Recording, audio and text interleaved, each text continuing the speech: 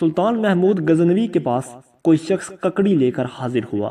سلطان نے ککڑی قبول فرمائی اور پیش کرنے والے کو انعام دیا، پھر اپنے ہاتھ سے ککڑی کی ایک پھانک کاٹ کر ایاز کو عطا فرمائی۔ ایاز وہ پھانک مزے لے لے کر اس نے کھا لی۔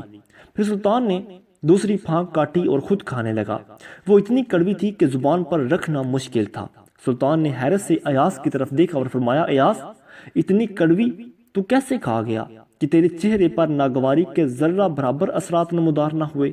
ایاز نے عرض کیا، حضور ککڑی واقعی بہت کڑوی تھی۔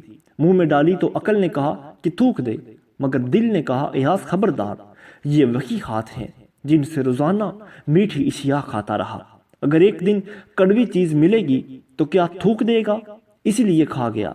یہی مسلمان کی شان ہونی چاہیے کہ جس اللہ نے انسان پر لاتعداد احسانات فرمائے، اگر کبھی اس کی طرف سے کوئی مصیبت آ جائے تو اسے خندہ پیشانی سے قبول کر لے۔